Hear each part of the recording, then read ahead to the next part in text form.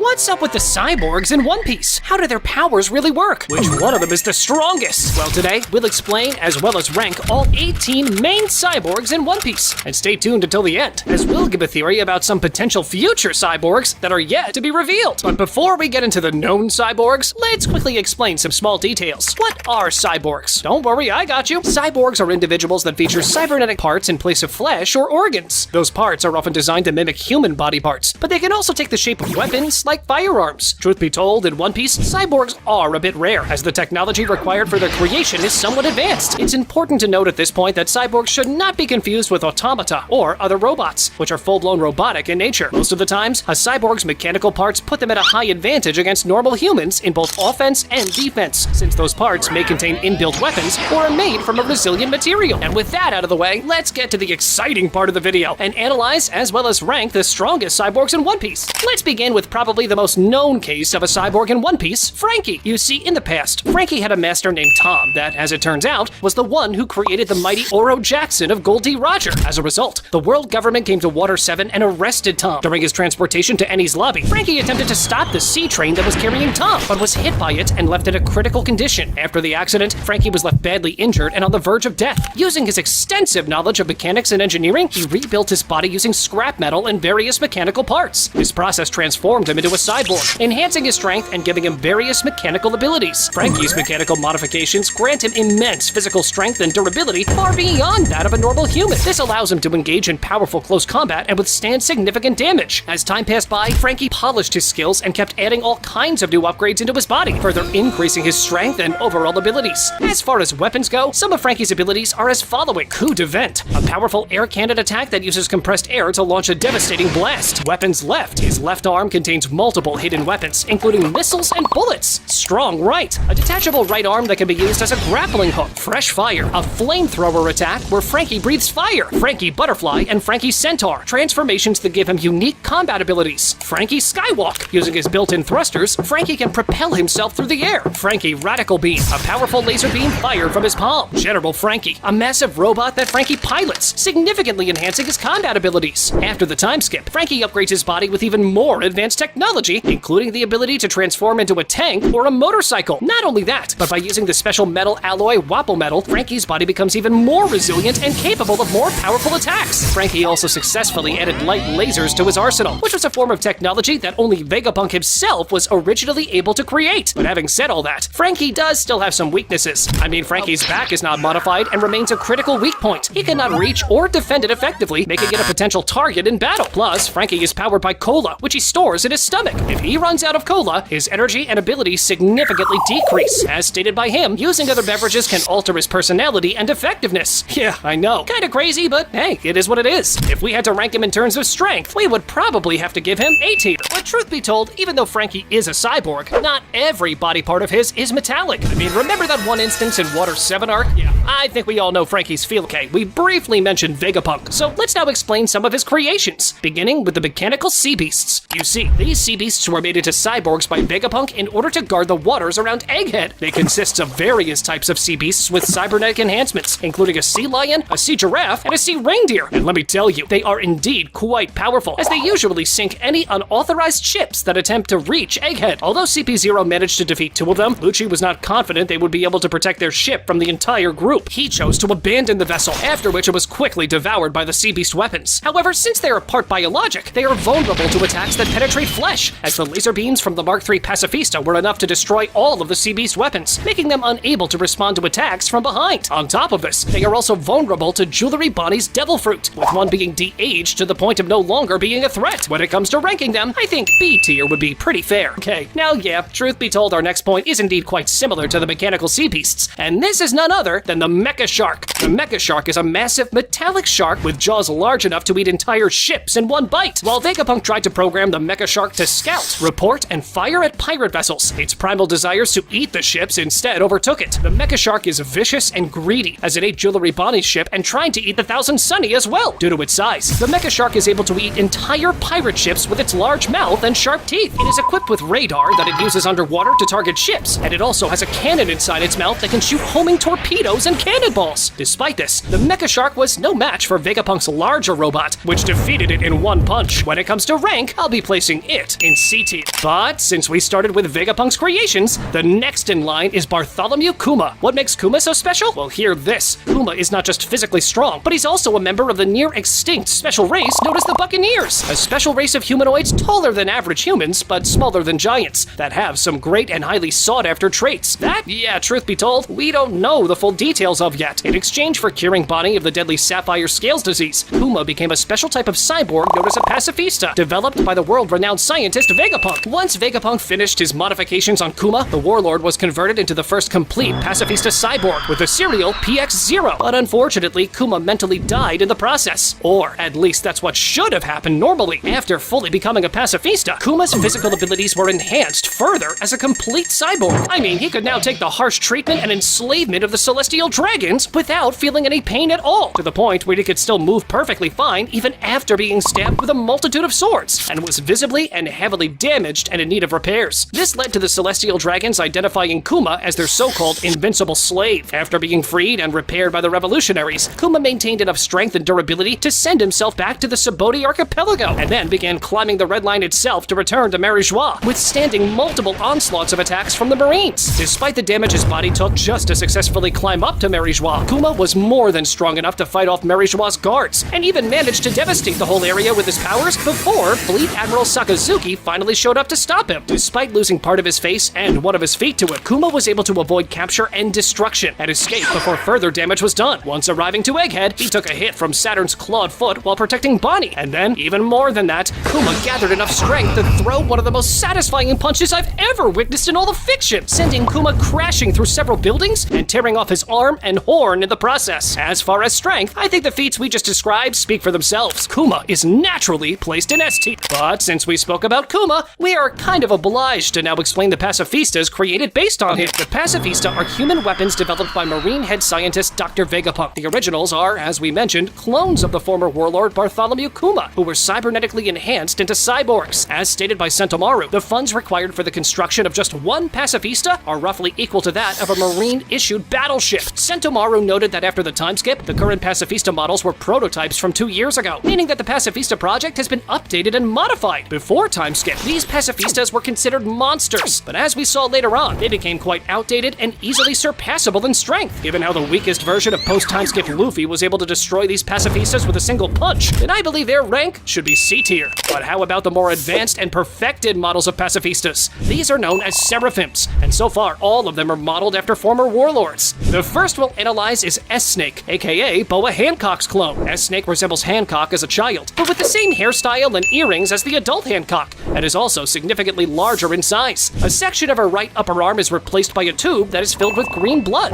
which is what makes her a cyborg and not just a clone. I mean, as we saw, there are a lot of clones in One Piece that are not really considered cyborgs. So what exactly is green blood now? Okay, stay with me on this. Green blood is a man-made substance synthesized using the lineage factor of devil fruit users in order to mimic the fruit's power, with the substance itself as both base medium and blood substitute, infused with the said fruit user's lineage factor as a catalyst. It was developed by Vegapunk and used in his Seraphim project to mimic several Paramecia devil fruit powers. Like other pacifista, S-Snake was given the ability to fire lasers from her palm as a result of Vegapunk's research of the Pika Pika no Mi. As an artificial Lunarian, S-Snake possesses flames on her back that are linked to her tremendous resilience as a Lunarian. Via the green blood, S-Snake possesses an artificial version of Boa Hancock's Mero Mero no Mi, allowing her to petrify people into stone statues, so long as they're charmed by her. Given her sheer strength as a Seraphim, combined with her incredibly overpowered devil fruit, S-Snake should rightfully be placed in S tier. A similar case to that of S-Snake is, of course, S-Hawk, aka the clone of another former warlord, Mihawk. Like other pacifista, S-Hawk was given the ability to fire lasers from his palm, and again, common to other Seraphims, as an artificial Lunarian, S-Hawk possesses flames on his back that are linked to his tremendous resilience as a Lunarian. Like the original Mihawk, S-Hawk is an extremely skilled swordsman. His attack forced Blackbeard to use armament hockey for defense, and even sliced off a large portion of Amazon Lily's central mountain. He was also able to hold his own against Roronoa's Zoro, that, remember, at the time, had a whopping bounty of over 1 billion. Via the green blood, S-Hawk possesses an artificial version of Daz Bones' Supa Supa no Mi, allowing him to turn any part of his body into sharp steel blades. hits. He has used this ability to transform his leg into a blade to augment his kicks and create a ranged slicing attack. Not only that, but S-Hawk also wields a sword very similar to Yoru, the only difference being the blade not being black. For rank, we'll place this Seraphim in S tier as well. And the next known Seraphim in our list is S-Bear, aka yet another clone of Kuma. Similar to other Seraphims, once again, this cyborg has the ability to fire lasers from his palm, and as an artificial Lunarian, S-Bear possesses flames on his back that are linked to his tremendous resilience as a Lunarian. As a clone of Bartholomew Kuma, S-Bear has inherited the great physical strength and durable bodies of the extinct Buccaneers race, a race said to carry the blood of giants within them through his lineage factor, and presumably shares all the physical advantages attributed to the race itself. Via the green blood, S-Bear possesses an artificial version of the Nikyu no Mi, a paramecia-type devil fruit that gives him paw pads on the palms of his hands. These paws have the power to harshly repel anything they touch, even the air itself. Combining the abilities of Seraphims with the incredible strength of Kuma, and even his devil fruit as well, S-Bear is also placed in S tier. And for the last named Seraphim, until at the time of this video is recorded, we have S-Shark, aka the clone of Jinbei. Yet again, similar to the other Seraphims, this cyborg has the ability to fire lasers from his palm, and as an artificial Lunarian, S-Shark possesses flames on his back that are linked to his tremendous resilience as a Lunarian. Via the green blood, S-Shark possesses an artificial version of Senor Pink's Sui no Mi, allowing him to swim in solid surfaces such as the ground and through walls. This grants him the ability to move underground and through structures to attack at unsuspecting angles and avoid other attacks. He can also use Fishman Karate with the liquefied ground. Having inherited some of Jinbei's skills through his lineage factor, S-Shark is a practitioner of both Fishman Karate and Fishman Jujutsu. He can additionally manipulate the liquefied ground created through his Devil Fruit ability as if it were water to attack with. Now for him, despite not being weak, not even close actually, I tend to believe the previous 3 Seraphims we analyzed felt a bit overall stronger and had overall more powerful abilities. Because of that, I'll be placing S-Shark in A tier instead of S tier. And for the next part, let's go ahead and make it a triple one. Why? Well, because the 3 next Seraphims share something in common. You see, we saw them briefly being shown, but we did not really see them in action. They are clones of Doflamingo, Crocodile, and Moria. If I had to guess their names, I suppose those would be S-Flamingo, S-Croc, and S-Bat. All 3 of them will surely have the same base abilities as the other Seraphims, and 2 of them will surely be using the Devil Fruit abilities of the character they were copied from. S-Flamingo will possess the Devil Fruit abilities of the Ito no Mi, a paramecia-type Devil Fruit that allows the user to create and manipulate string. S-Bad will possess the Devil Fruit abilities of the Kage no Mi, a paramecia-type Devil Fruit that gives the user the ability to manifest and control shadows of living creatures, including their own, as physical and tangible forms. Now, when it comes to S-Croc, a kind of question mark comes to place, as Crocodile's Devil Fruit is the Suna no Mi, a Logia-type Devil Fruit that allows the user to create, control, and transform into sand at will, turning the user into a sand human. See the problem? Green Blood is only able to copy the lineage factor of Paramecia-type Devil Fruits, not Logia. So, which Devil Fruit ability S-Croc will be given remains to be seen. Now, as far as ranking those 3, since we've yet to see them in action,